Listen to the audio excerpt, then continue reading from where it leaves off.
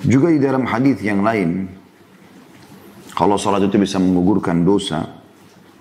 Hadis yang masyhur dari Abu Hurairah radhiyallahu anhu bahwasanya Rasulullah SAW bersabda, "As-salawatul khams wal jum'atu ila al-jum'ah wa Ramadan ila Ramadan mukaffiratun ma bainahunna idza ijtunibatil kaba'ir."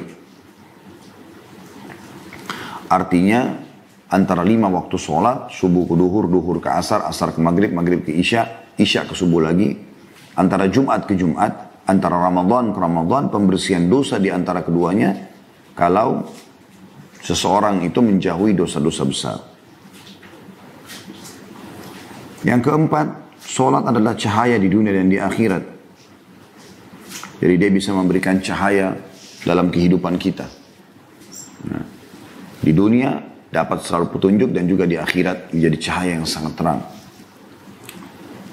Sesuai dengan hadis Abdullah bin Amr radhiyallahu anhu, beliau mengatakan Nabi SAW bersabda, "Man hafadha 'alaiha," tentang salat 5 waktu ya, "kanat lahu nuran wa burhanan wa najatan yaumal qiyamah, wa man lam yuhafidh 'alaiha lam yakun lahu nurun wala burhan wala najah wa kana yaumal qiyamati ma'a Qarun wa Fir'aun wa Haman wa Ubay bin Khalaf." Barang sampai menjaga 5 waktu sholat, gelisah dia kalau sudah mau azan, sibuk untuk segera menjaga sholatnya. Bersyukurlah teman-teman kalau kita termasuk ini, dan semoga insya Allah selamanya. Maka sholat itu akan menjadi cahaya dalam kehidupannya, bukti dan keselamatan baginya, bukti tentang keimanannya dan keselamatan baginya pada hari kiamat. Karena kita sudah tahu awal amal dihisab hari kiamat adalah sholat. Kalau dia bagus maka beruntunglah dia, kalau dia buruk maka rugilah dia. Dan barang siapa yang tidak menjaganya maka ia tidak akan mendapatkan cahaya.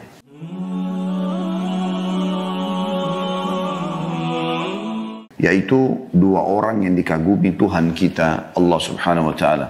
Dan sebelum membaca tentu kita berharap Allah Subhanahu wa Ta'ala menjadikan kita salah satu atau bahkan 2 dari golongan ini tentunya.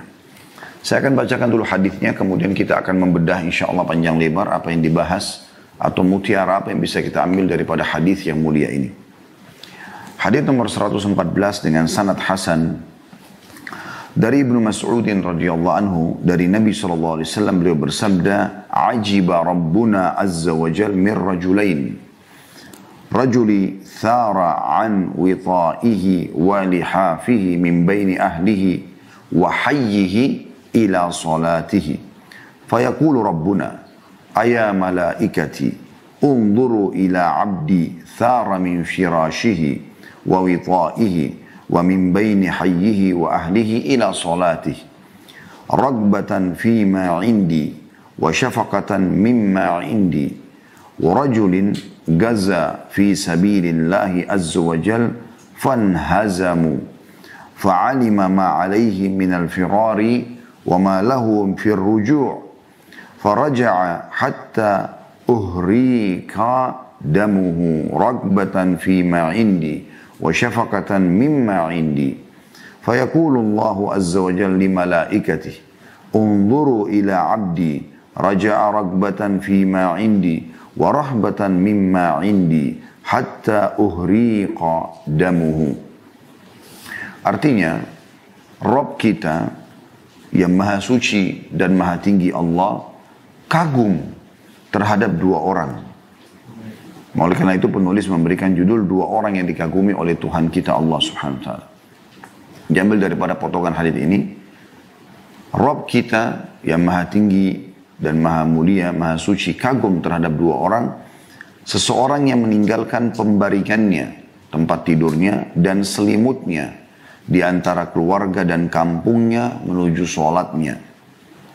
Maka Tuhan kita berfirman, "Wahai para malaikatku, lihatlah hambaku, dia bangkit dari kasurnya dan pembaringannya di antara kampungnya dan keluarganya menuju sholatnya, karena menginginkan pahala yang terdapat di sisiku dan takut terhadap azab yang terdapat di sisiku." Dan yang kedua yang dikagumi oleh Allah Subhanahu wa Ta'ala, orang yang berperang di jalan Allah yang maha tinggi dan maha pemurah. Mereka kalah, sedangkan dia mengetahui dosa yang diterimanya karena lari dari medan perang. Dan pahala yang diperoleh pahala yang diperolehnya karena kembali ke medan pertempuran. Dia pun kembali, si mujahid tadi, hingga darahnya tertumpahkan karena menginginkan pahala yang ada di sisiku dan takut terhadap azab yang ada di sisiku. Maka Allah Azza wa Jal, Allah yang maha mulia dan maha tinggi, berfirman kepada para malaikatnya, lihatlah hambaku, dia kembali karena menginginkan pahala yang ada di sisiku dan takut terhadap azab yang ada di sisiku, hingga darahnya tertumpahkan. Diriwayatkan Ahmad dan juga Abu Dawud. Seperti biasa teman-teman sekalian, insya Allah kita akan coba bedah ya, hadis ini. Semoga Allah subhanahu wa ta'ala mudahkan dan berkahi poin-poin yang kita bisa jadikan sebagai bahasan dan juga mengambil pelajaran dan ilmu yang sangat luas dari hadis baginda Nabi sallallahu alaihi wasallam ini. Potongan pertama teman-teman sekalian adalah sabda Nabi sallallahu alaihi wasallam, Rabb kita yang maha mulia dan maha tinggi kagum terhadap dua orang. Kita akan garis bawahi kalimat kagum. Allah kagum. Ini ada isbat atau penetapan salah satu sifat Allah adalah Allah kagum. Tetapi kekaguman Allah subhanahu wa ta'ala kama yang bagi li jalalihi wa azamati sultanih. Tentu selayaknya ya, sebagai sang pencipta sesuai dengan kemahasempurnaannya dan kemahatinggiannya, kemahaagungannya, bukan seperti kekaguman manusia. Baik, kita coba lebih dalam melihat seperti apa keterangan tentang kekaguman Allah subhanahu wa ta'ala ini. Teman-teman sekalian,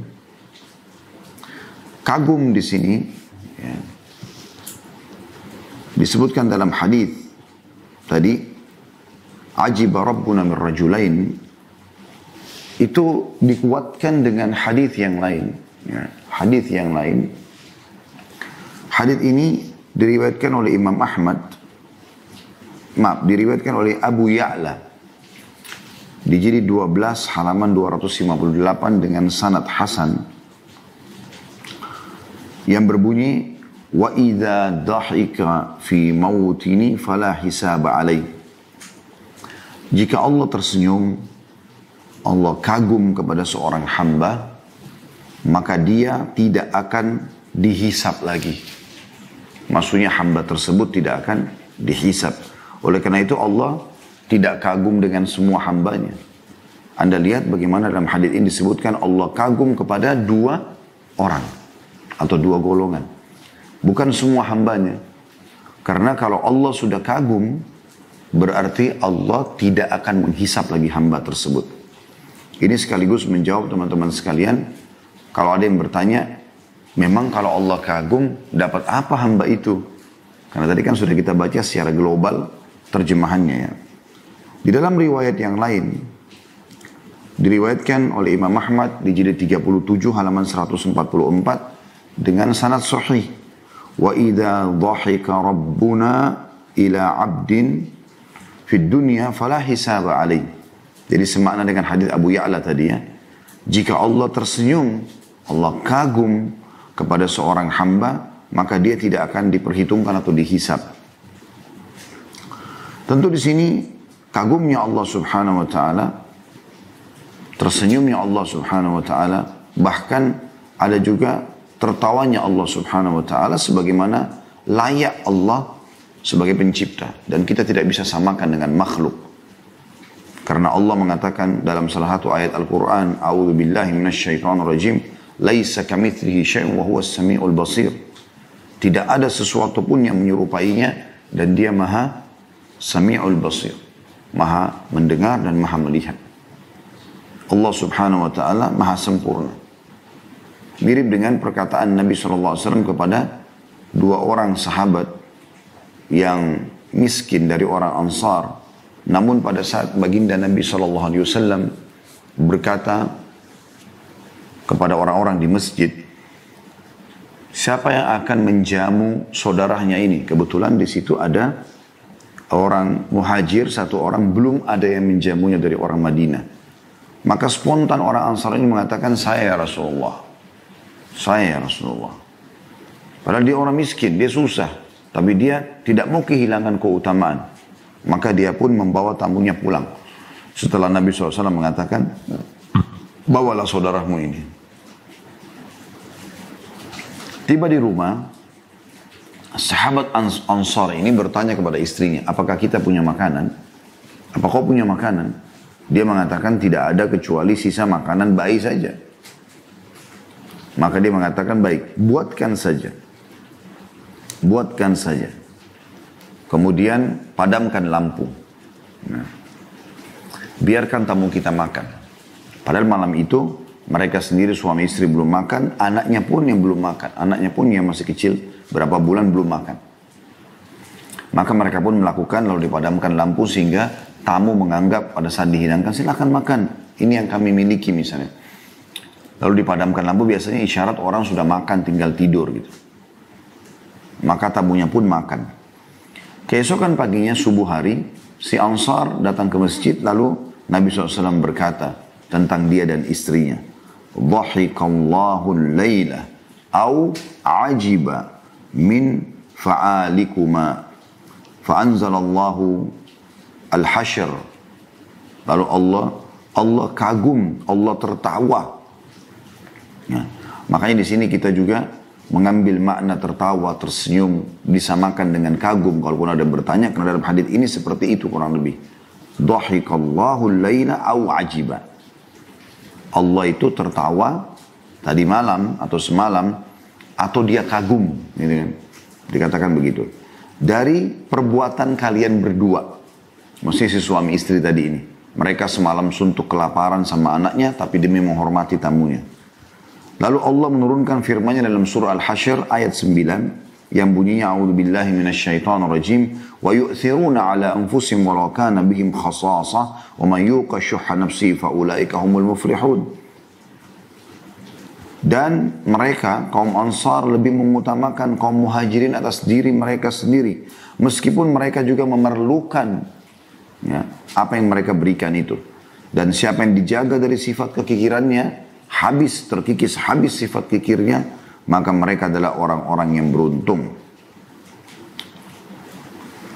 Dan memang Allah Subhanahu wa taala memuji mereka orang-orang Ansar ya, suka sekali memberikan ya, kepada orang-orang ya apa yang mereka miliki. Bahkan ada di antara mereka yang punya rumah di sebelah masjid Nabi SAW, lalu mereka berikan kepada orang-orang muhajir, mereka pun pindah ke pinggiran Madinah. Anda bayangkan kalau di Jakarta Anda punya rumah di Menteng, kemudian Anda tinggalkan itu, ya. Anda tidak di situ, seperti itulah ya. Dan ini subhanallah satu hal yang luar biasa. Anda pindah ke Bekasi, Anda pindah ke Depok hanya untuk memberikan saudara Anda. Itu kan bukan hal yang mudah. Atau mungkin tidak usah kita bicara soal memberi makan tamu seperti ini misalnya dalam kondisi kelaparan. Mungkin ada banyak orang tua di rumah, seorang ayah atau seorang ibu, begitu ada makanan favoritnya lalu anaknya minta, dia bisa marah. Ini punya ayah, ini punya ibu, jangan sentuh itu. Bahkan mungkin kadang-kadang anaknya dipukul hanya karena makanan saja. Anda kalau punya sifat ithar, Allah suka dengan itu. Makanya Allah puji. Gitu kan? Ada seorang wanita datang kepada Aisyah radhiyallahu anha, membawa 2 orang anaknya masih kecil. Kemudian Aisyah mengatakan, saya waktu itu menghidangkan 3 butir kurma. Saya berikan kepada ibu itu dan 1 dia memberikan yang 2-nya sisanya kepada masing-masing anaknya. Sambil ngobrol rupanya, anak-anaknya sudah memakan kurma dan mereka minta yang ada di tangan ibunya. Anda kalau seorang ibu bayangkan kejadian ini ya. Anda lagi pengen makan kurma itu, mungkin kue lebaran, mungkin sepotong roti kesukaan, mungkin sepotong buah gitu kan. Lalu kemudian anak Anda tadi sudah makan. Mungkin Anda akan marah, kan tadi sudah nak, ini punya ibu kan juga mau makan, ayah juga mau makan misalnya. Tapi apa yang terjadi pada ibu ini berbeda. Aisyah pun mengatakan saya kagum dengan perbuatan ibu ini. Tiba-tiba tuh anaknya minta, dibagi dua kurma itu dikasih kepada anaknya, padahal dia sendiri belum mencicipinya. Maka kata Aisyah, saya kagum dengan perbuatan ibunya, dan kemudian saya sampaikan kepada Nabi SAW pada saat Nabi masuk ke dalam rumah. Dan tamunya sudah pulang tentunya ya. Ya Rasulullah, begini tadi kejadiannya. Apa jawaban Nabi SAW? Bayangkan ini, hanya ithar, mendahulukan orang lain. Ya. Maka dikatakan Nabi SAW perempuan itu ya, menjadi ahli surga, atau akan menjadi ahli surga. Karena perbuatan ini membawa dia masuk ke dalam surga. Seperti itulah. Allah Subhanahu wa Ta'ala juga kagum dengan anak muda. Tentu di sini dalam hadis disebutkan dua ya. Di dalam hadis yang riwayat Imam Ahmad, kata Nabi SAW, yu'jibu rabbuka min syabin laysat lahu sabwah. Sesungguhnya Tuhanmu atau Tuhan kalian kagum kepada anak muda yang tidak mengikuti sabwah. Dan sabwah artinya hawa nafsu yang cenderung pada perbuatan maksiat. Ya. Dia tidak ugal-ugalan, tidak ikutin seks bebas, minuman keras, coba ini, coba itu. Karena umumnya anak muda seperti itu. Tapi Allah kagum justru anak muda yang luar biasa.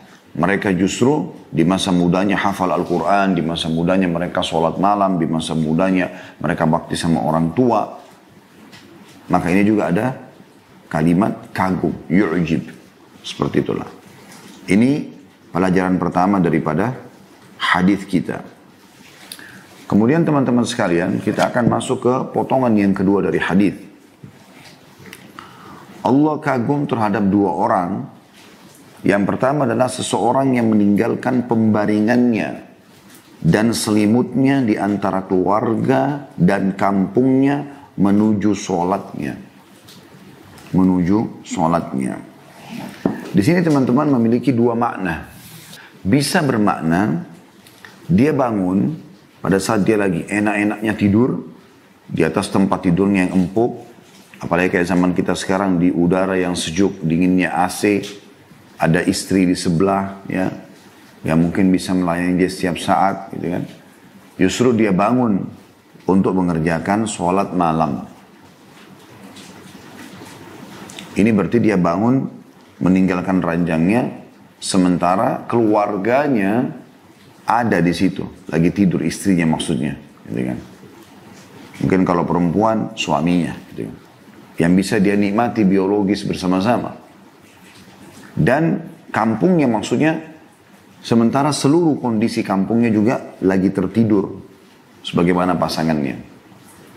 Ini makna yang pertama. Makna yang kedua adalah juga sama, dia terbangun meninggalkan keluarganya, tempat tidurnya, selimutnya. Kemudian dia juga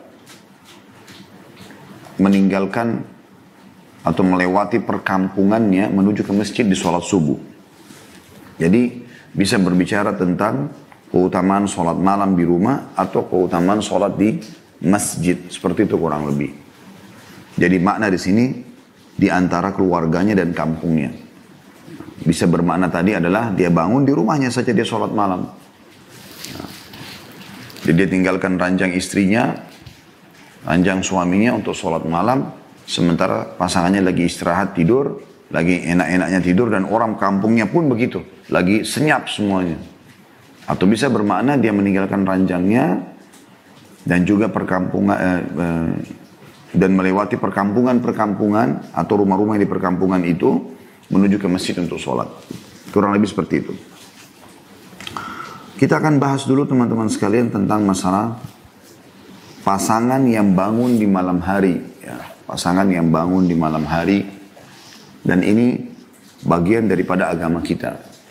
Hanya saja dianjurkan agar pada saat Anda bangun sholat malam, ajak pasangan Anda. Bangunkan dia, supaya Anda selain mendapatkan keutamaan sholat malam, Anda juga akan mendapatkan doa Nabi SAW, mendapatkan rahmat. Renungi hadisnya, di mana Rasulullah SAW dalam hadis An-Nasa'i dengan sanad sahih bersabda, rahimallahu rajulan qama minal laili fasalla wa ayqadha imra'atahu fasallat fa in abat rasya fi wajhiha al-ma' Rahimallahu imra'atan qamat minal laili fasallat wa ayqadhat zawjaha fasalla fa in aba rasyat fi wajhil ma. Semoga Allah senantiasa merahmati seorang laki-laki atau suami yang bangun di waktu malam lalu sholat, dan ia pun membangunkan istrinya lalu istrinya juga ikut sholat. Di sini rahmat Allah Subhanahu wa taala datang kepada dia, selain memang sudah punya keutamaan sholat malamnya dan sepertiga malamnya kalau di sepertiga malamnya, tapi khusus mengajak pasangan sholat ini dapat doa rahmat. Ayo sholat yuk, kita ajak. Apalagi kalau pasangannya ikut sholat, dia juga dapat pahalanya. Bila istrinya tidak mau bangun, ia percikkan sedikit air ke wajahnya. Maksudnya untuk menghilangkan kantuknya. Begitu juga sebaliknya, kata Nabi SAW, semoga Allah merahmati seorang perempuan atau istri yang bangun di waktu malam, lalu ia sholat, dan ia pun membangunkan suaminya. Bila suaminya enggan untuk bangun, ia pun memercikkan air ke wajahnya. Nah, berarti ini memang ada anjuran untuk bangun sholat malam dan menjadikannya sebagai program dalam rumah tangga. Seperti itulah, program dalam rumah tangga, saling membangunkan. Ya. Di sini perlu digarisbawahi, ada sebuah poin penting sekali, walaupun bukan sesuatu yang sangat besar, tetapi faedahnya luar biasa, yaitu potongan sabda Nabi SAW, semoga Allah merahmati seorang laki-laki yang bangun di waktu malam lalu sholat. Perhatikan, lalu sholat. Artinya, dia wudu, kemudian dia sholat. Mungkin dia sholat 2 rakaat dulu misalnya. Ya. Dan setelah itu, ia pun membangunkan istrinya. Dan istrinya ikut sholat. Jadi, bisa bermakna membangunkan pasangan pada saat selesai wudu, bangunkan pasangan untuk sholat sama-sama yuk gitu loh ya. Kemudian dia sholat. Kalau pasangannya bangun alhamdulillah. Kalau tidak dia sholat kemudian dia percikkan air di wajahnya. Atau dia bangun dia sholat dulu 2 rakaat ya. Setelah dia sholat kemudian dia bangunkan keluarganya. Ayo ikut sholat yuk misalnya. Tapi dia udah ada sholat yang dia kerjakan gitu kan. Supaya pada saat dia ajak pasangannya sholat, memang dianya sendiri sudah mengerjakan itu. Sehingga dia masuk juga dalam hukum yang lain, yaitu memanggil orang lain mengerjakan sementara dia sudah mempraktekkannya. Ini sendiri punya hukum syar'i di sini. Ya. Dan ini kepekaan dalam memahaminya tentu teman-teman sekalian. Jadi memang dia mengamalkan dulu baru kemudian dia membangunkan pasangannya. Juga bisa bermakna, dan ini juga masuk dalam makna hadis adalah dia bangun sholat malam, kemudian dia bangunkan keluarganya. Ayo sholat yuk. Misalnya belum mau bangun. Dia sholat dulu. 2 rakaat salam. Dia bangun lagi. Ayo sholat yuk. Belum mau bangun. Dia sholat lagi kembali. Kalau dia sudah bangunkan bolak-balik tidak mau, dipercikkanlah air di wajahnya. Seperti itulah. Dan percikan air ini, kata para ulama atau sebagian ulama, dilakukan pada saat sudah dibangunkan ya, berulang kali dan dia tidak mau. Jadi bukan baru, ayo bangun, langsung dipercikin. Bukan begitu. Tetapi dia memang dibangunkan dengan penuh cinta, kasih sayang. Ayo sholat berjamaah yuk, dan seterusnya misal. Baru kemudian, kalau dia sudah nolak, kita udah sholat. Ya, baru kemudian kita bangunkan. Dan ini pernah dicontohkan oleh Umar bin Khattab. Beliau kalau bangun sholat malam, beliau sholat saja. Dan kalau sudah tersisa sedikit waktu dari malam hari, dia bangunkan keluarganya. Bangunkan istrinya, bangunkan anaknya, suruh sholat. Lalu beliau membaca firman Allah Subhanahu wa taala, "A'udzu billahi minasyaitonir rajim wa'mur ahlaka bis-shalati wastabir 'alaiha.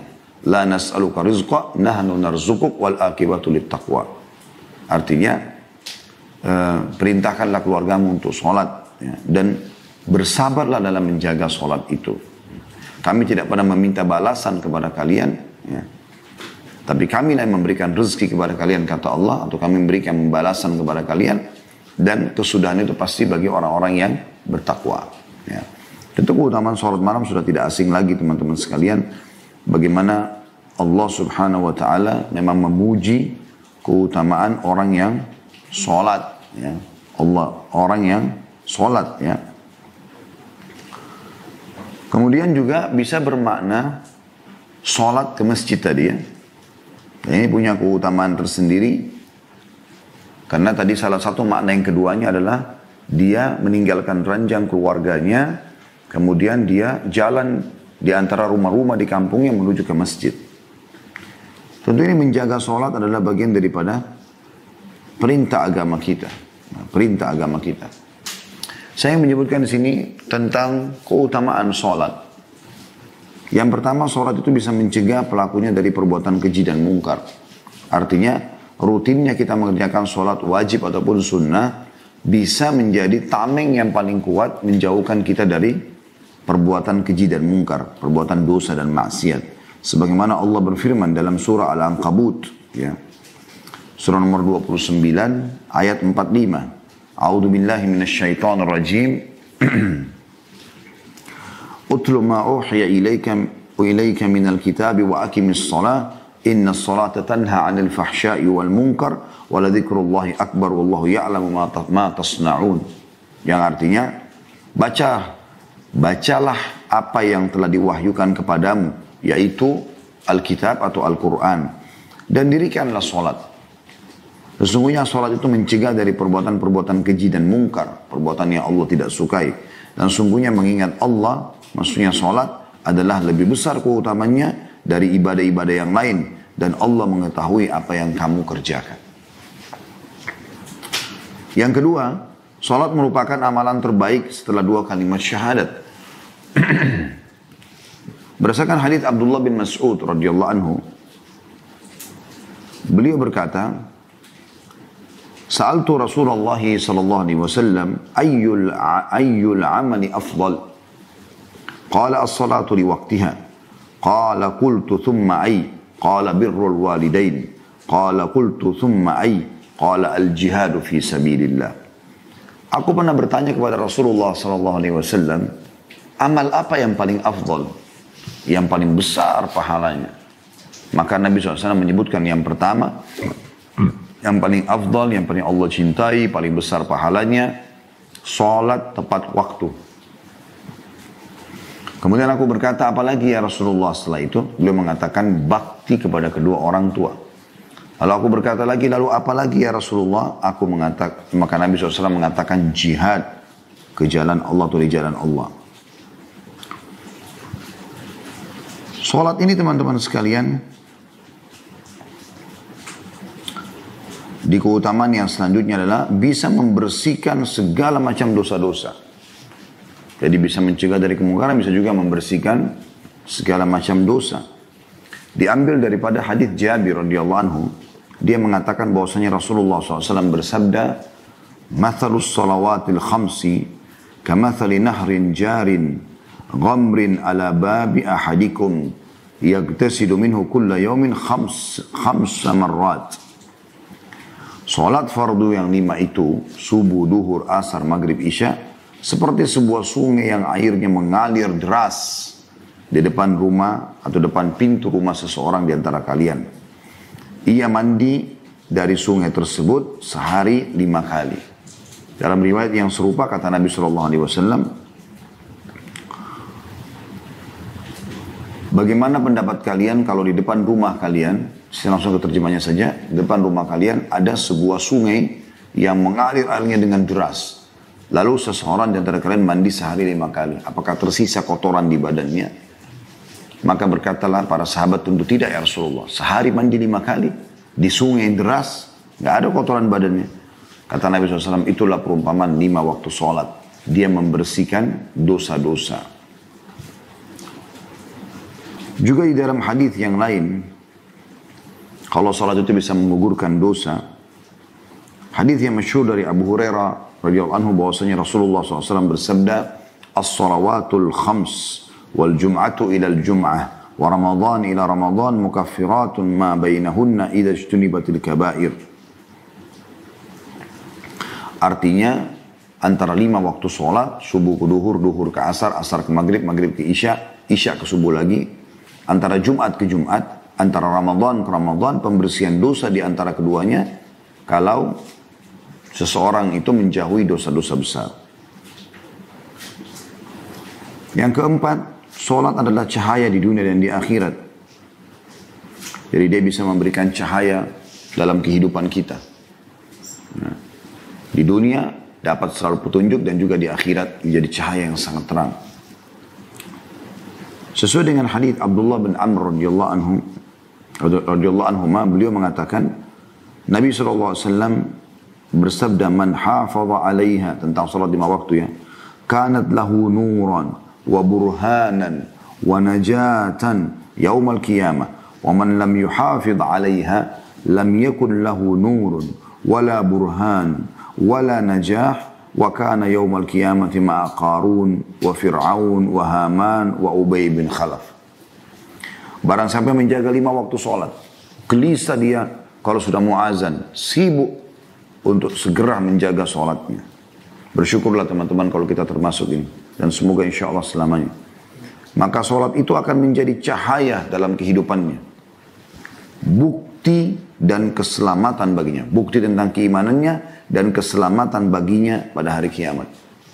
Karena kita sudah tahu awal amal dihisab hari kiamat adalah sholat. Kalau dia bagus maka beruntunglah dia, kalau dia buruk maka rugilah dia.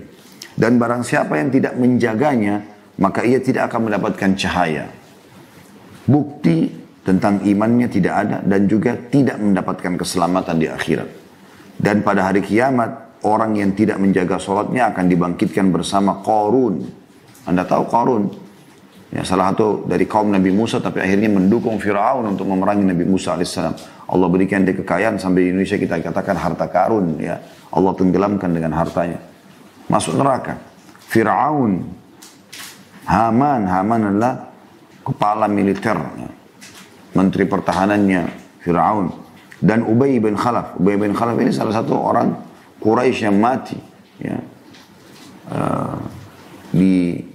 Atau dari lemparan ya, tombak Nabi SAW. Nabi tidak pernah membunuh. Tapi pada saat di perang Uhud dia berusaha untuk menggerakkan pasukan untuk menyerang kaum muslimin. Maka Nabi SAW meminta lembing dari Ali bin Abi Thalib, kemudian melempar dari jauh. Kata Ali bin Abi Thalib, saking kuatnya lemparan Nabi SAW sampai kami semua terpental. Lalu dilempar. Ubay bin Khalaf ini punya dari kepalanya sampai kakinya ya, semuanya besi. Cuma lubang matanya saja, dan ada karet pemisah antara topi besinya sama baju besinya. Di situ ada celah kecil. Ya. Subhanallah, lembing Nabi SAW lewat dan merobek sedikit atau melukai sedikit bagian leher itu, pas kena. Maka dia pun jatuh sambil dia teriak-teriak ketakutan. Dia mengatakan, aku telah dibunuh oleh Muhammad, aku telah dibunuh oleh Muhammad. Lalu kata orang-orang pada saat mendekatinya, kok tidak ada apa-apa, cuma luka kecil saja. Dia mengatakan, kalau seandainya Muhammad meludaiku sekarang aku akan mati karena takutnya. Dan ternyata betul, luka itu membesar, membusuk, dan akhirnya dia mati gara-gara itu. Lalu kata Nabi SAW pada saat mendengar dia mati, sesungguhnya murka Allah memuncak pada seseorang yang dibunuh oleh nabinya. Kebetulan Ubay ini bin Khalaf ini suka waktu di Mekah, dia punya kuda besar gitu, dan dia suka pakai baju perang. Kalau dia lewat depan Nabi, dia mengatakan, Muhammad, saya akan bunuh kau dengan menggunakan kudaku ini. Kata Nabi SAW, saya insya Allah akan membunuh kau dengan di atas kudamu itu. Dan ternyata terbukti. Dan ini semua adalah orang-orang ahli neraka yang Allah Subhanahu Wa Taala masukkan ya mereka di dalam neraka. Dan bagi orang yang tidak sholat, tidak menjaga sholatnya, akan dibangkitkan bersama orang-orang yang na'udzubillah. Di dalam riwayat lain Abu Malik Al-Asy'ari radhiyallahu anhu menyebutkan was-salatu nur, dan salat itu cahaya dalam kehidupan. Juga hadis Buraidah radhiyallahu anhu bahwasanya Nabi SAW bersabda, "Basyiril masya'ina fi dhulmi ila al-masajid bin nurit tam yaumal qiyamah." Berilah kabar gembira bagi orang yang berjalan ke masjid dalam keadaan gelap subuh hari ya, bahwa ia akan mendapatkan cahaya yang sempurna pada hari kiamat. Jadi punya keutamaan sholat itu, gitu kan? Yang kelima, Allah mengangkat derajat dan menghapuskan. Ya, Allah mengangkat derajat dengan sholat itu sendiri. Sebagaimana sabda Nabi SAW dari hadis Thauban radhiyallahu anhu, "Alaikum bikathratis sujud, fa innaka la tasjudu lillahi sajdatan illa rafa'aka Allah." Illa rafa'aka Allahu biha darajah wa hatta anka biha al-khati'ah. Yang artinya perbanyaklah sujud, gitu ya. Perbanyaklah sujud. Karena kamu tidak sujud sekali saja untuk Allah. Tentu sini yang maksud adalah sholat terutama ya. Kecuali Allah akan angkat derajatmu. Satu kali sujud satu derajat. Dan akan dibersihkan darimu satu dosa. Teman yang luar biasa. Yang keenam, sholat termasuk faktor yang paling utama membawa orang masuk ke dalam surga. Ya. Disebutkan dari hadis Rabi'ah bin Ka'ab al-Aslami radhiyallahu anhu, beliau berkata, "Kuntu abitu ma'a Rasulillah sallallahu alaihi wasallam fa'ataituhu biwudu'ihi wa hajatihi faqala li sal faqultu as'alaka murafaqataka fil jannah qala aw ghayra dhalik qultu huwa dhak qala fa'inni ala nafsika bi kathratis sujud." Pernah satu malam aku bersama Rasulullah SAW lalu aku mendatangi beliau, maksudnya untuk menemani beliau dan ikut sholat bersama beliau dengan membawakan air wudhu dan keperluan beliau untuk persiapan sholat malam sallallahu alaihi wasallam. Lalu beliau sallallahu alaihi wasallam berkata, mintalah sesuatu. Kau minta sesuatu, kau butuh sesuatu. Maka sahabat ini pintar sekali, cerdas. Ya, dia mengatakan, ya, aku meminta kepadamu agar aku nanti dapat bersamamu di surga. Di mana anda di surga, aku ada di situ. Maka kata Nabi SAW, ada permintaan lain. Dia mengatakan, itulah permintaan utama saya. Kata Nabi SAW, kalau begitu, tolong aku untuk mewujudkan keinginanmu itu dengan engkau memperbanyak sujud. Ya. Ini menandakan teman-teman sekalian, kalau sholat termasuk penyebab masuknya orang ke dalam surga di sini ya. Karena memang dengan banyak sujud berarti bisa masuk surga bahkan bersama Nabi alaihi salatu wassalam. Ya. Tentu hadis-hadis ini hadis sahih semua ya. Diriwayatkan oleh Bukhari, Muslim, Ahli Sunan dan seterusnya. Begitu juga teman-teman sekalian, kita masuk ke lebih dalam masalah tadi, makna yang kedua dari hadis ini yaitu pergi ke masjid ya. Walaupun sekarang masa pandemi ini kita tidak ke masjid dulu dan itu bagian juga dari maqasid syari'iyah. Karena nggak mungkin kita menuju ke masjid sekarang untuk kumpul rame-rame gitu kan. Sebagaimana sudah keluar fatwa ulama, kita bicara ini hukum syar'i berlaku seterusnya. Kalau corona ini hanya sebentar. Hanya sementara gitu. Ya. Anda kalau menuju ke masjid, melangkah, akan dicatat kebaikan, pahala sendiri setiap langkahnya. Meninggikan derajat, menghapus dosa. Dalam hadis yang sahih dari Abu Hurairah radhiyallahu anhu bahwasanya Rasulullah SAW bersabda, "Man tatahhara fi baitihi, thumma masya ila baiti min buyutillah, liyaqdiya faridatan min faraidillah, kanat khutuwatuhu khatwatahu ihdahuma tahuttu khati'a wal ukhra tarfa'u darajat." Barang sampai bersujud di rumahnya, lalu ia berjalan menuju ke salah satu dari rumah-rumah Allah untuk menunaikan salat fardu, maka yang satu langkahnya dari dua langkahnya akan menghapus dosanya, yang satu lagi akan meninggikan derajatnya. Hadis sahih riwayat Muslim.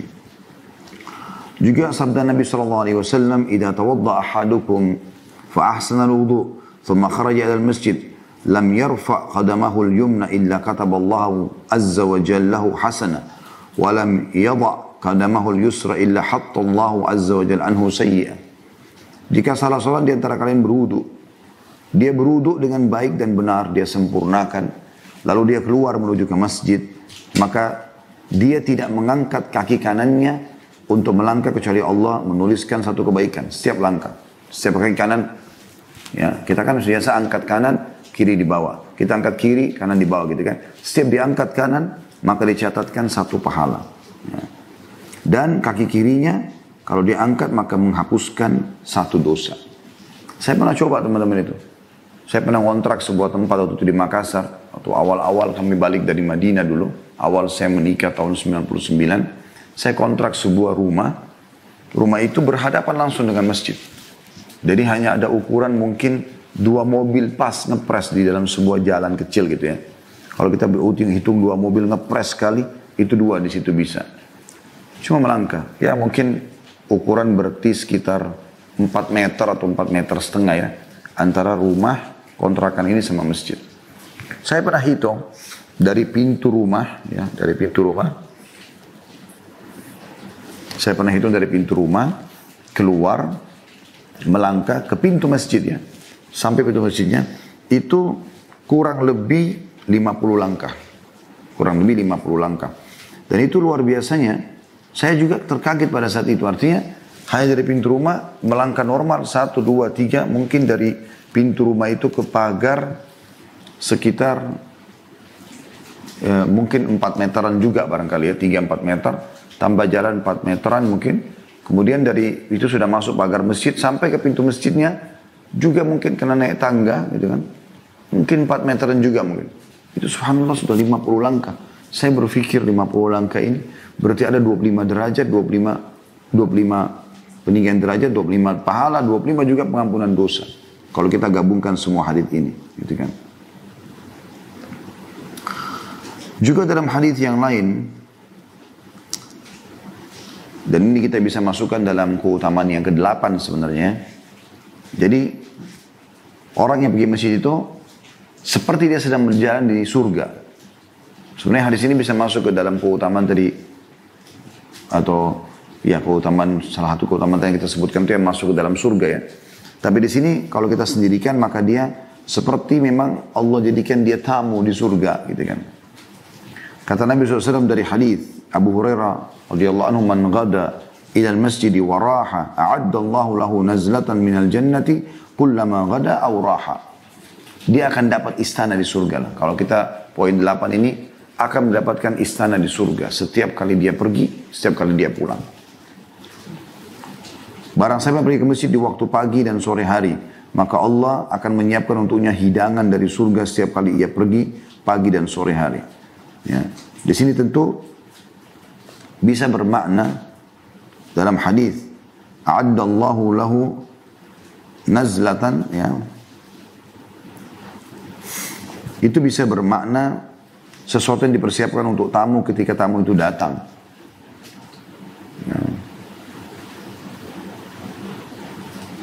Kemudian yang ke-9, dengan sholat juga Allah akan menyelamatkan hambanya pada hari kiamat. Karena dia adalah amal yang pertama dihisab hari kiamat. Kata Nabi SAW dalam sebuah hadis yang sahih, awal amal dihisab hari kiamat adalah sholat. Kalau dia baik maka akan beruntunglah dia, maksudnya selamat masuk surga. Dan kalau dia buruk maka akan celakalah dia. Yang ke-10, orang yang keluar dari rumahnya untuk sholat seperti orang yang keluar berhaji dan dalam keadaan berihram. Sebagaimana hadits Abu Umamah radhiyallahu anhu bahwasanya Rasulullah SAW bersabda, "Man kharaja min baitihi mutatahhiran ila salatin maktubatin atau ila salati maktubah, fa ajruhu ka ajril hajil muhrimi, wa man kharaja ila tasbihid duha la yunsibuhu illa iyyahu fa ajruhu ka ajril mu'tamir."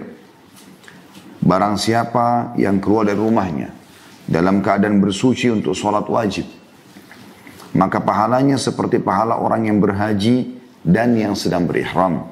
Atau berhaji yang sedang berihram ya. Barang siapa yang keluar untuk menunaikan sholat duha, ia tidak merasakan lelah kecuali karena melaksanakan sholat tersebut, maka pahalanya seperti orang umroh. Ini keutamaan tersendiri lagi. Gitu kan. Juga dalam hadis yang lain, kalau ada orang yang terbiasa, ini keutamaan yang ke-11. Kalau ada orang yang pergi ke masjid, terbiasa dia sholat berjamaah di masjid. Kemudian, dia mendapatkan sholat sudah selesai. Padahal dia sangat semangat ingin supaya tidak ketinggalan sholat. Allah berikan dia pahala jemaah yang pertama. Sesuai dengan hadis Abu Hurairah radhiyallahu anhu, bahwasanya Rasulullah SAW bersabda, "Man tawadda fa ahsana al-wudu, thumma raha fa wajada an-nas qad sallu, a'tahu Allah azza wa jalla mithla ajri man sallaha, wa hadaraha la yang mithla ajri man sallaha, wa hadaraha la yanqusu dzalika min ujurihim syai'a."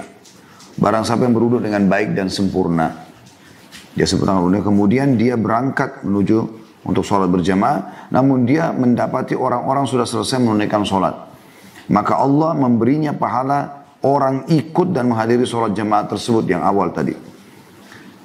Ini tanpa mengurangi pahala orang-orang yang ikut berjamaah tadi. Utamanya yang besar sekali.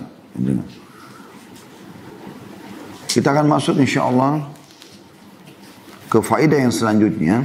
Ya, yaitu potongan yang ketiga dari hadisnya.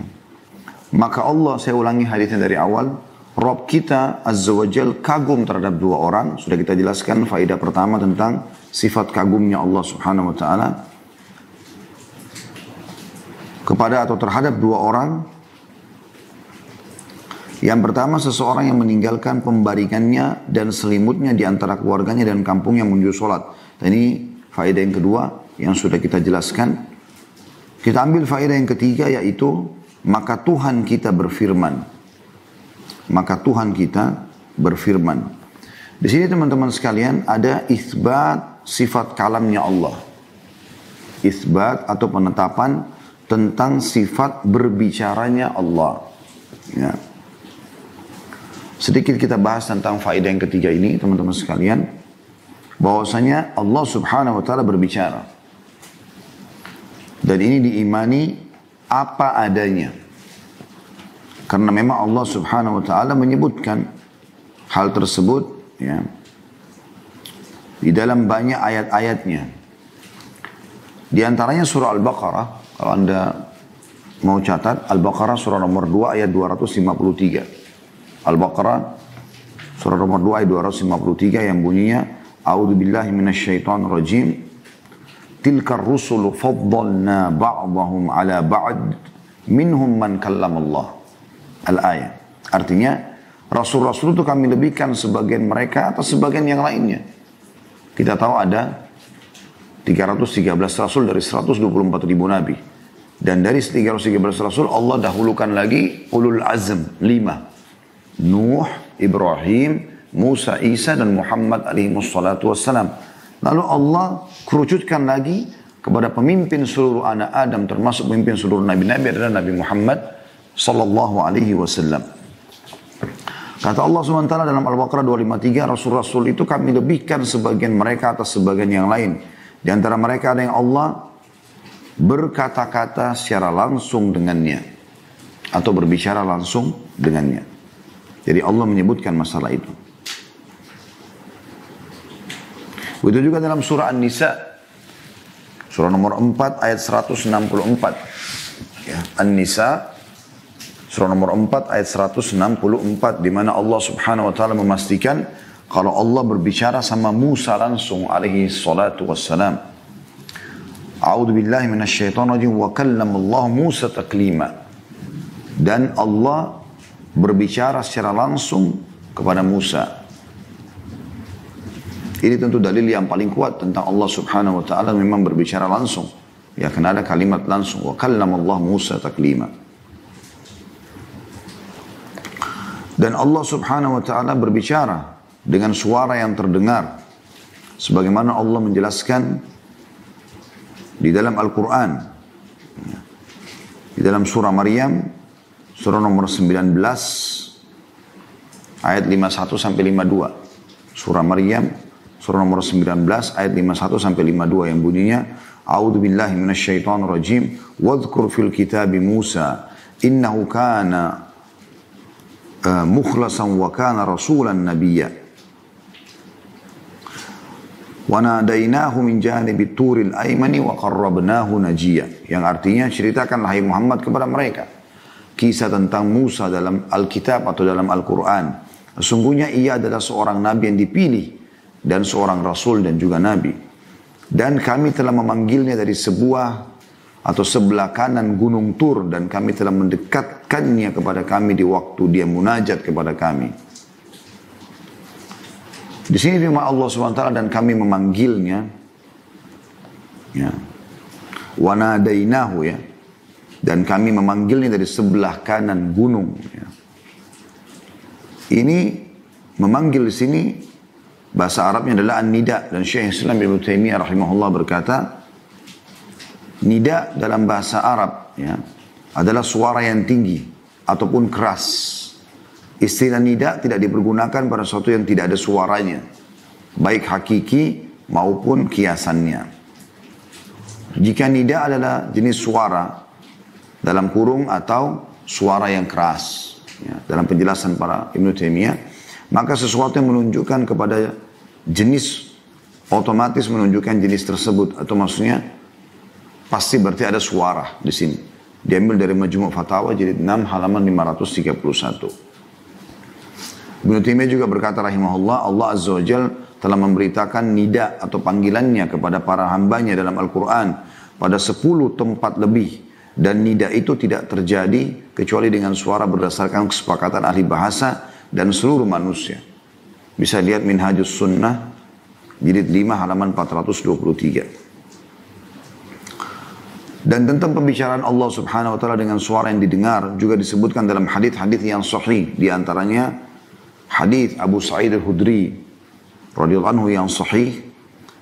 Beliau berkata bahwasanya Rasulullah sallallahu alaihi wasallam bersabda, ya, yaqulullahu azza wa jalla yaumal qiyamah ya Adam, yaqulu labbaika rabbana wa sa'daik, fayunada bisawt inna Allah ya'muruka an tukhrija min dhurriyyatika ba'than ila an-nar. Qala ya rabbi wa ma ba'thun nar? Qala min kulli alfin, ya, mi'atin wa tis'atun wa tis'in. Yang artinya, kata Nabi SAW, Allah akan berfirman pada hari kiamat, hai Adam, menyerunya.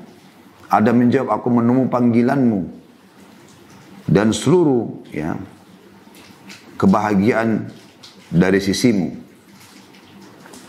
Kemudian Adam dipanggil dengan satu suara, sungguhnya Allah memerintahkanmu untuk mengirimkan sebagian anak cucumu menuju ke neraka.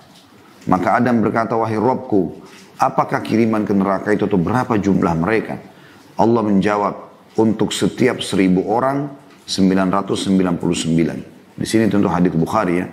Dan ini ada keterangannya. Waktu itu para sahabat sempat kaget dan mengatakan, atau pada saat itu orang-orang pada bingung, ya. Dari 1000 orang 999, ya, masuk ke neraka, cuma satu yang selamat. Maka orang semua ketakutan gitu. Berarti tidak selamat kecuali cuma dari 1001 saja. Maka Nabi SAW mengatakan, terimalah berita gembira, karena sesungguhnya yang 999 itu dari Ya'juj Ma'juj, yang 999 dari Ya'juj dan Ma'juj, dan satu itu dari kalian. Karena memang Ya'juj Ma'juj ini ada bahasan sendiri, ya. Mereka memang kaum yang sangat banyak, berlipat ganda dari jumlah kita. Ini kalau teman-teman mau lebih jauh bisa ikuti ceramah kami tentang tanda-tanda hari kiamat, karena ini bahasanya panjang, ya. Sekarang sudah menjelang sekitar hampir jam 12. Nah, kita imani, teman-teman sekalian, sifat kalamnya Allah SWT ini sebagaimana Allah sebutkan dalam Al-Quran dalam surah Asy-Syura, surah nomor 42 ayat 11, ini selalu jadi standar.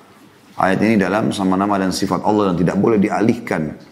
A'udzu billahi minasyaitonir rajim, laisa kamitslihi syai' wa huwas samiul basir. Tidak ada satupun yang serupa dengan dia, dan dialah yang maha mendengar lagi maha melihat. Lagi maha melihat. Selanjutnya teman-teman sekalian, pelajaran yang kita ambil setelah sifat kalamnya Allah. Tadi kagum adalah pelajaran pertama. Kemudian tentang sholat malam dan sholat di masjid, keutamaan yang kedua. Kemudian yang ketiga adalah Allah, Tuhan kita berfirman atau berkalam. Kita sudah isbatkan nama atau salah satu sifat Allah kalam dengan dalil-dalilnya. Yang keempat adalah, maka Tuhan kita berfirman, wahai para malaikatku. Ya, jadi firman Allah SWT, wahai para malaikatku. Dari ini menguatkan lagi sifat kalamnya Allah. Karena Allah menggunakan di sini wahai para malaikatku. Allah, ya, memanggil dan menyuruh mereka. Dan ini isbat juga atau penetapan tentang iman kepada malaikat. Iman kepada malaikat ini teman-teman sekalian adalah bagian daripada agama kita, bahkan rukun iman kita yang kedua. Ya. Makanya Jibril AS pernah datang kepada Nabi SAW di hadis yang masyhur riwayat Bukhari. Pada saat ditanya kepada beliau tentang Apa itu? Jibril menjelma jadi manusia, datang menanyakan tentang Islam, iman, dan ihsan. Tentu hadis yang panjang, tapi kita langsung masuk.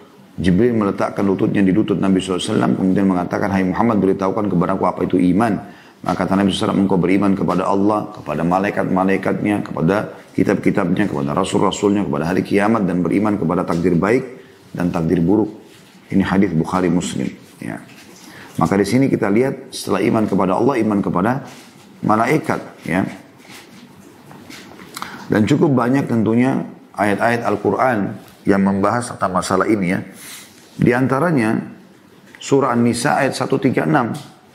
Surah An-Nisa ayat 136 ini ayat yang sangat masyhur yang membahas atau menyebutkan tentang malaikat. Ya. Silakan Anda buka An-Nisa 136. A'udzu billahi minasyaitonir rajim. Ya ayyuhalladzina amanu aminu billahi wa rasulihi wal kitabil ladzi nazzala ala rasulihi wal kitabil ladzi anzala min qabl. Wa man yakfur billahi wa malaikatihi wa kutubihi wa rusulihi wal yawmil akhir faqad dhalla dhalalan ba'ida. Wahai orang-orang yang beriman, tetaplah beriman kepada Allah. Kalau sudah iman, maka pertahankan sampai mati. Juga kepada Rasulnya Muhammad SAW. Dan kepada kitab yang Allah turunkan, Al-Quran. Kepada kitab yang Allah turunkan kepada Rasulnya, artinya Al-Quran, serta kitab yang Allah turunkan sebelumnya. Taurat, Injil, ya. Kita yakin pernah turun, gitu kan. Tidak diterapkan lagi syariatnya. Sekarang sudah dihapus oleh Al-Quran. Barang siapa yang kafir kepada Allah, kepada malaikat-malaikatnya, kepada kitab-kitabnya, Rasul-Rasul, dan hari kemudian, tidak yakin ada kiamat, maka sungguhnya orang itu telah sesat sejauh-jauhnya, kata Allah. Jadi jelas sekali bagaimana ya, disebutkan di sini dalam surah An-Nisa 136 tentang wajibnya beriman kepada para malaikat. Ya. Syekh Shalih bin Abdul Aziz Al-Syekh hafidhahullah, beliau mengatakan batas minimal iman kepada malaikat adalah keimanan bahwasanya Allah menciptakan makhluk yang bernama malaikat. Mereka adalah hamba-hamba Allah yang senantiasa taat kepadanya. Mereka merupakan makhluk yang diatur sehingga tidak berhak diibadahi sama sekali. Di antara mereka ada malaikat yang ditugasi untuk menyampaikan wahyu kepada Nabi. Diambil daripada buku Syarah Al-Arabin Nabawi yang ditulis oleh beliau Syekh Shalih Al-Syekh. Gitu kan. Dan kalau teman-teman mau lebih jauh mendengarkan atau membaca tentang malaikat tentu banyak sekali. Ya. Tetapi ada surah-surah khusus memang di mana ya, Allah Subhanahu Wa Taala sebutkan tentang malaikat itu. Seperti misal, Anda bisa coba buka surah nomor 77 dalam Al-Quran. Ya. Di situ memang Allah sebutkan namanya Al-Mursalat, surah Al-Mursalat. Surah nomor 77. Dan itu teman-teman sekalian artinya malaikat-malaikat yang diutus. Surah Al-Mursalat surah nomor 77 ada 50 ayat. Kita baca ayat-ayat pertamanya. A'udzu billahi minasyaitonir rajim. Bismillahirrahmanirrahim. Wal mursalati urfa. Dan malaikat-malaikat yang diutus untuk membawa kebaikan. Jadi memang Allah SWT sebutkan mereka. Malaikat-malaikat yang diutus untuk membawa kebaikan. Membawa membagi rezeki, menurunkan hujan dan seterusnya. Ayat keduanya. Fal'asifati asfa. Dan malaikat-malaikat yang terbang dengan kencangnya. Karena memang mereka diciptakan punya sayap. 2, ya, 3 dan 4. Dan yang paling besar adalah Jibril AS memiliki 600 ekor sayap. Ayat 3-nya, وَالنَّاشِرَاتِ نَشْرًا. Dan malaikat-malaikat yang menyebarkan rahmat Tuhannya dengan seluas-luasnya. Kemudian yang keempat, فَالْفَارِقَاتِ فَرْقًا. Dan malaikat-malaikat yang membedakan antara hak dan batil dengan sejelas-jelasnya. Jadi kalau seseorang bisa menipu temannya, atasannya, ya, pasangan hidupnya, maka malaikat tidak bisa. Malaikat bisa membedakan mana yang benar, mana yang salah. Allah berikan mereka ya, ilmu itu. Ayat 5-nya, فَالْمُلْقِيَاتِ ذِكْرًا. Dan malaikat-malaikat yang menyampaikan wahyu. Ini 5 ayat pertama disebutkan tentang mereka. Kemudian teman-teman bisa buka juga surah nomor 79. 2 surah setelah itu ya. Surah An-Nazi'at. Atau malaikat-malaikat yang mencabut nyawa. Allah menyebutkan di ayat pertamanya, A'udzubillahi minasyaitonirrajim, surah nomor 79, wan nazi'ati gharqa. Demi malaikat-malaikat yang mencabut nyawa dengan keras. Ini khusus untuk orang-orang kafir. Wa na'udzubillah. Ayat keduanya, wan nasyitati nashta. Dan malaikat-malaikat yang mencabut nyawa dengan lemah lembut. Ini khusus untuk orang-orang beriman. Dan insya Allah kita termasuk ini. Ayat tiganya, wassabihati sabha. Dan malaikat-malaikat yang turun dari langit dengan cepat. Jadi kecepatan mereka luar biasa. Karena mereka diciptakan juga dari cahaya. Dan Allah berikan mereka kelebihan itu. Yang ayat 4-nya, fassabiqati sabqa. Dan malaikat-malaikat yang mendahului dengan kencang. Dan ayat 5-nya ini yang perlu kita garis bawahi. Ya, atau diantaranya kita garis bawahi adalah falmudabbirati amra. Dan malaikat-malaikat yang bertugas mengatur urusan dunia. Ya, seperti misalnya mengatur populasi manusia, tumbuh-tumbuhan, hewan-hewan, mengatur lautan, sungai, hutan-hutan, segala macam, kadar udara, kadar air, kadar api, dan segala macam hal. Nah, ini kita wajib mengimaninya. Ya, wajib mengimaninya. Ini pelajaran yang keempat. Ya. Lalu Allah, saya ulangi dari awal, Rabb kita Azza wa Jal kagum terhadap dua orang. Yang pertama, seseorang yang meninggalkan pembaringannya dan selimutnya di antara keluarga dan kampungnya menuju sholatnya. Maka Tuhan kita berfirman, wahai para malaikatku. Lalu Allah berfirman kepada mereka, lihatlah hambaku. Dia bangkit dari kasurnya dan pembaringannya di antara kampungnya dan keluarganya menuju sholatnya. Sudah kita jelaskan tadi ini maknanya. Karena menginginkan pahala yang terdapat di sisiku dan takut terhadap azab yang terdapat di sisiku. Dan ini konsep dasar ibadah ya bagi kaum muslim, yaitu mereka berada di antara dua ini, menginginkan pahala dan takut dari azab. Ya. Mengharap sekali masuk surga dan takut juga masuk neraka. Sehingga dia selalu maksimal dalam ibadah, dia juga maksimal dalam menjauhi neraka. Maksimal ibadah agar masuk surga, maksimal juga takut karena hati-hati jangan sampai masuk ke dalam api neraka. Ini yang Allah SWT gabungkan di sini. Jadi kalau mau dapat keutamannya harus menggabungkan dua hal ini. Dan ini yang biasa disebut dengan khauf dan roja. Khauf dan roja ini salah satu konsep dasar yang harus difahami oleh setiap muslim. Makanya dikatakan, kata Allah Subhanahu wa taala di sini, ya. Lihatlah hambaku ini, dia bangkit dari kasurnya dan pembaringannya di antara kampungnya dan keluarganya menuju sholatnya. Karena menginginkan pahala yang terdapat di sisiku. Mau ngejar keutamaan sholat itu agar masuk surga. Dan sisi yang lain, takut terhadap azab yang ada di sisiku. Ini yang sudah kita sebutkan tentunya ya.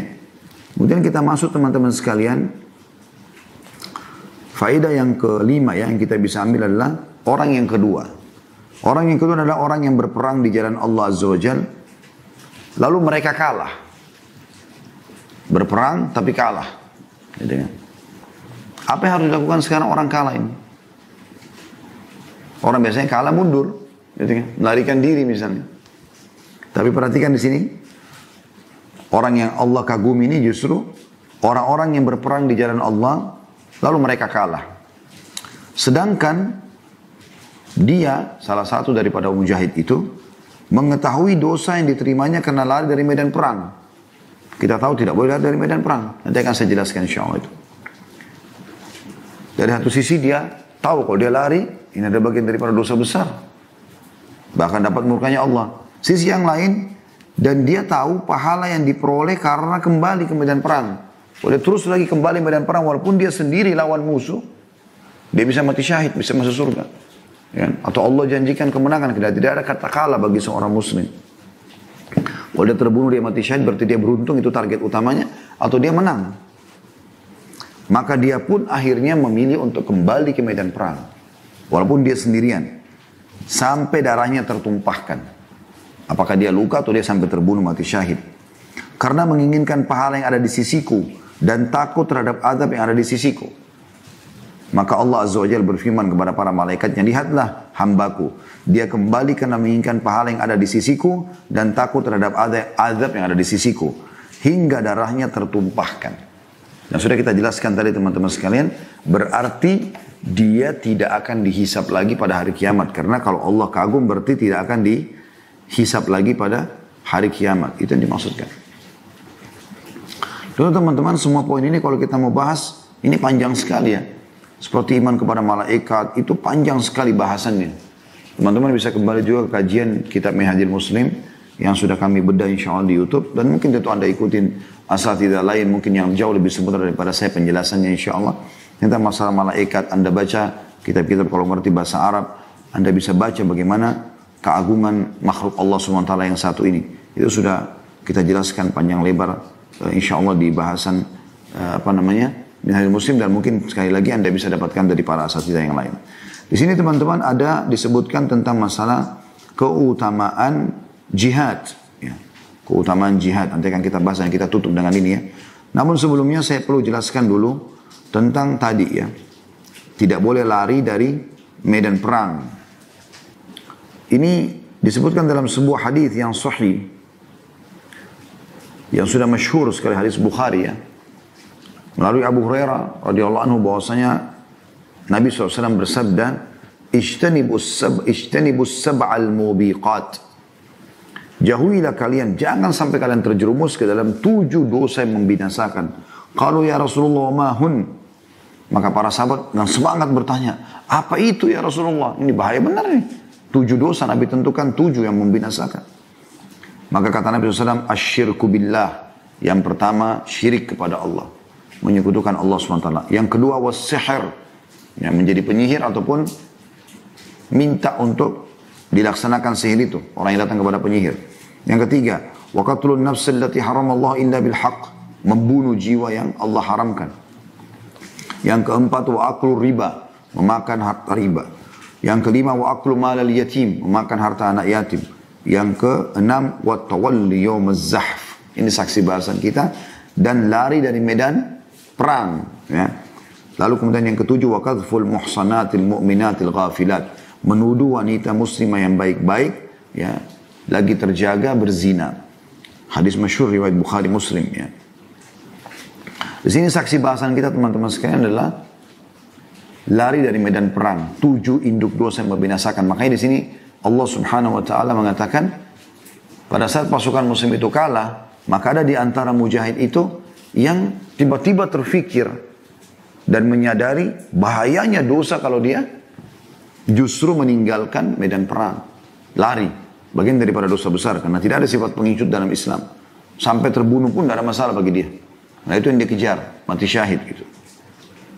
Sementara juga dia tahu pahala kalau dia kembali. Maksudnya kalau dia berjihad. Maka perlu kita menjelaskan tentang masalah jihad ini. Teman-teman sekalian kita tutup dengan ini tentunya insya Allah. Masalah jihad ini adalah bagian daripada agama kita. Di zaman kita sekarang ini, kadang-kadang dijadikan sebagai bahan sensitif orang kalau bahas jihad. Jadi ada orang yang mengatakan jihad itu kalau dibahas seperti garis keras, gitu kan, sehingga nggak perlu dibahas. Bahkan kalau perlu dihapus dari buku-buku fikih. Ini mustahil terjadi. Bagaimana kita menghapus banyaknya ayat-ayat Al-Quran yang menjelaskan tentang masalah jihad. Hadis-hadis Nabi SAW praktik dalam hidup beliau. Begitu juga ada orang yang terlalu ekstrim menggunakan bahasa. Tadi itu orang tidak mau sama sekali sehingga tidak ada jihad. Ada juga orang terlalu ekstrim menyalahfahami masalah jihad sehingga mereka tidak punya ilmu, ya, tidak paham fikihnya, kemudian mereka lakukan kegiatan-kegiatan yang bisa merusak citra Islam seperti bom sana sini sehingga akhirnya mengatakan itu jihad, ini merusak citra jihad. Sementara kita berada di tengah-tengahnya. Perlu kita jelaskan yang benar seperti apa. Karena ini adalah perang suci dalam Islam. Dikatakan dalam definisi jihad oleh para ulama, langsung saja secara terminologinya ya, atau istilahnya, yaitu muharabatul kuffar wa huwa al-mughalabatu wal iftiragu ma fil wasa' wa taqa min qawlin aw fi'l. Yaitu jihad memerangi orang kafir dengan berusaha dengan sungguh-sungguh mencurahkan kekuatan dan kemampuan baik berupa perkataan maupun perbuatan. Ya. Dan ini tentu jihad umumnya dibagi oleh para ulama menjadi 3 bagian. Ada jihad melawan musuh yang nyata, pergi ke medan perang sebagaimana Nabi SAW menuju ke Badr, memerangi kaum musyrikin, di perang Uhud, di perang Ahzab atau perang Khandaq, di perang Hunain, Fathi Makkah, Hunain, kemudian Tabuk, ya. Ini semua perang Khaybar. Ya. Ini semua adalah contoh-contoh dari Nabi SAW. Dan ini yang jadi saksi bahasan kita tentunya. Kemudian yang kedua adalah jihad melawan syaitan, dan yang ketiga jihad melawan hawa nafsu. Tapi kita akan fokus saja ke masalah yang pertama. Allah Subhanahu wa taala memerintahkan kita agar berjihad, ya. Di dalam firman-Nya misalnya contoh dalam surah Al-Hajj surah nomor 22 ayat 78, A'udzubillahi minasyaitonirrajim, wajahidu fillahi haqqa jihadi. Dan berjihadlah kalian di jalan Allah dengan sebenar-benar jihad. Juga di dalam Al-Quran surah At-Taubah surah nomor 9 ayat 41, A'udzubillahi minasyaitonirrajim, infiru khifafan wa thiqalan wajahidu bi amwalikum wa anfusikum fi sabilillah, dzalikum khairul lakum in kuntum ta'lamun. Artinya, berangkatlah kamu baik dalam keadaan rasa ringan maupun rasa berat, dan berjihadlah dengan harta dan jiwamu di jalan Allah. Yang demikian itu adalah lebih baik bagimu jika kamu mengetahuinya. Tentu banyak dalilnya teman-teman sekalian, tapi saya akan sebutkan yang terakhir Al-Anfal. Waktu duhur sudah masuk. Al-Anfal surah nomor 8 ayat 72 yang bunyinya A'udzubillahi minasyaitonirrajim. Al-Anfal surah nomor 8 ayat 72. Innal ladhina amanu wa hajaru wa jahadu bi amwalihim wa anfusihim fi sabilillah wal ladhina awaw wa nasaru ulaika ba'duhum awliya'u ba'd wal ladhina amanu wa lam yuhajiru ma lakum min walayatin min syai'in hatta yuhajiru wa in istansarukum fid dini fa alaykumun nasru illa ala qaumin bainakum bainahum mitsaqo wallahu bima ta'maluna basir. Sesungguhnya orang-orang yang beriman dan berhijrah serta berjihad dengan harta dan jiwa mereka pada jalan Allah, dan orang-orang yang memberikan tempat kediaman dan memberi pertolongan kepada muhajirin, ya, atau kepada orang-orang hijrah, mereka itu satu sama yang lain saling melindungi. Dan terhadap orang-orang yang beriman tetapi belum berhijrah, maka tidak ada kewajiban sedikit pun bagi melindungi mereka sampai mereka berhijrah. Ini cerita tentang orang-orang Mekah yang belum hijrah ke Madinah. Yang sudah hijrah tolong mereka. Yang belum hijrah Allah mengatakan tidak perlu kalian bantu mereka. Tapi jika mereka meminta pertolongan kepadamu dalam urusan pembelaan agama, maka kamu wajib memberikan pertolongan kecuali terhadap kaum yang terikat perjanjian antara kamu dengan mereka, dan Allah Maha melihat apa yang kamu kerjakan. Ya. Kemudian Al-Hafidh Ahmad bin Ali bin Hajar atau Ibnu Hajar dikenal dengan Al-Asqalani rahimahullah berkata, yang wafat tahun 853 Hijriah, jihad menurut syara' adalah mencurahkan seluruh kemampuan untuk memerangi orang-orang kafir di saat dibutuhkan. Dan tentu ini ada bahasan yang cukup panjang lebar berhubungan dengan masalah jihad. Seingat saya di salah satu bahasan kita sudah pernah bahas itu, tentang masalah jihad ini di bahasan kita yang lalu-lalu. Intinya, dan juga tidak asing lagi, sudah banyak sekali saya bahas di serial Sahabat. Teman-teman bisa kembali ke YouTube insya Allah, karena hampir semua sahabat yang kita bahas terlibat dalam peperangan bersama Nabi SAW. Dan kita selalu menyebutkan tentang keutamaan jihad, keutamaan mati syahid. Ya. Itu semua dalam Islam punya kemuliaan. Karena keterbatasan waktu saya tidak bisa membahas itu semuanya sekarang. Dan cukuplah kita jelaskan tadi bahwasanya dalam hadits ini dijelaskan faedah yang kita ambil, yaitu bagaimana kalau seseorang, Allah kagum dengan seseorang yang pergi berperang kemudian dia kalah. Nah pada saat dia kalah, pilihannya orang kalah biasanya lari supaya tidak ditawan atau dibunuh. Ternyata dia justru mengingat pada saat itu, kalau dia lari dari medan perang, dosanya besar. Kemudian kalau dia kembali, pahalanya besar. Maka dia pilih untuk kembali sampai dia terbunuh. Maka orang ini, Allah Subhanahu wa ta'ala tidak akan hisab dia pada hari kiamat. Allahu Akbar.